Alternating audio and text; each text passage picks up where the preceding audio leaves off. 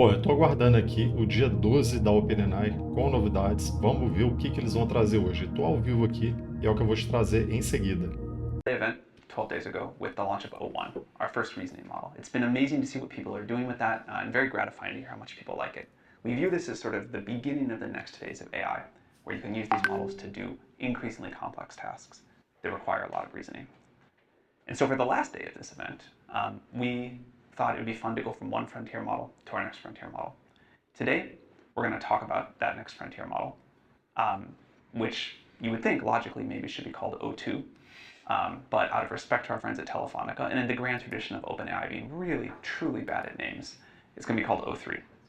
Actually, we're not going to we're going to announce two models today, O3 and O3 Mini. O3 is a very, very smart model. O3 Mini is an incredibly smart model, but really good at performance and cost. So to get the bad news out of the way first, we're not going to publicly launch these today. The good news is we're going to make them available for public safety testing starting today. You can apply, and we'll talk about that later. We've taken safety testing seriously as our models get more and more capable. And at this new level of capability, we want to try adding a new part of our safety testing procedure, which is to allow public access for researchers that want to help us test. We'll talk more at the end about when these models, when we expect to make these models generally available. But we're so excited to show you what they can do, to talk about their performance. Got a little surprise. We'll show you some demos. And without further ado, I'll hand it over to Mark to talk about it. Cool. Thank you so much, Sam. So my name is Mark. I lead research at OpenAI. And I want to talk a little bit about O3's capabilities. Now, O3 is a really strong model at very hard technical benchmarks. And I'm going to start with coding benchmarks, if you could bring those up. So on software style benchmarks, we have SweetBench Verified, which is a benchmark consisting of real-world software tasks. We're seeing that O3 performs at about 71.7% accuracy, which is over 20% better than our O1 models. Now, this really signifies that we're really climbing the frontier of utility as well. On competition code, we see that O1 achieves an ELO on this contest coding site called CodeForces about 1891. At our most aggressive high test time compute settings, we're able to achieve almost like a 27 ELO here. So Mark was a competitive programmer, actually still coaches competitive programming. Very, very good. What is your? I think my best at a comparable site was about 2,500. That's tough. Well, I will say, our chief scientist, this is also better than our chief scientist Jakob's score.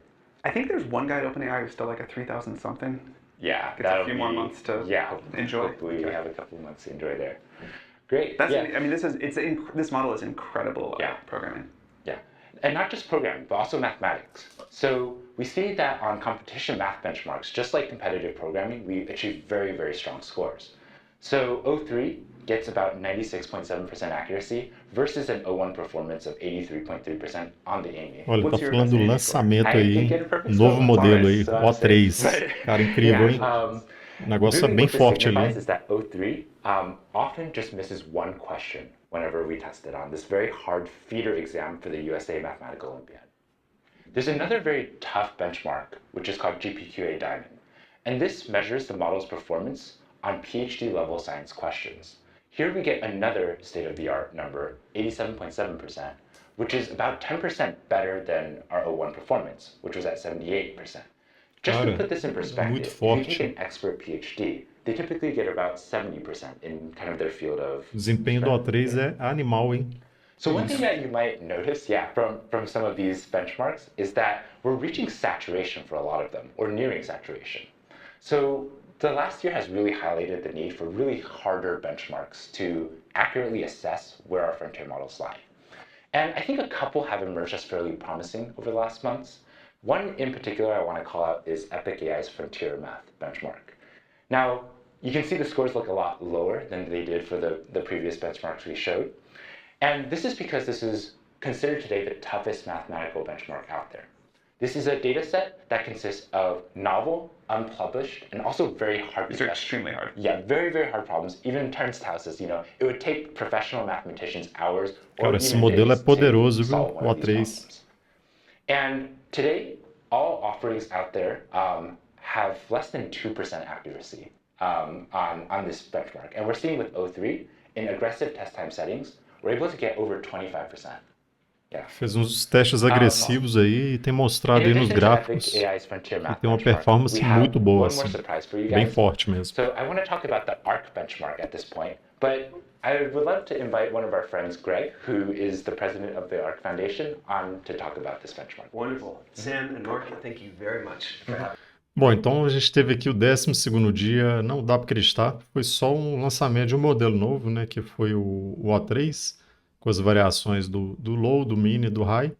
Mostrou aí alguns gráficos, né, da performance e tudo mais, mas nada assim, nada significativo, nenhuma inovação assim fora do padrão, enfim. Essa aí foi, infelizmente, foi o 12º dia dos 12 dias da OpenAI. Foi isso aí, gente.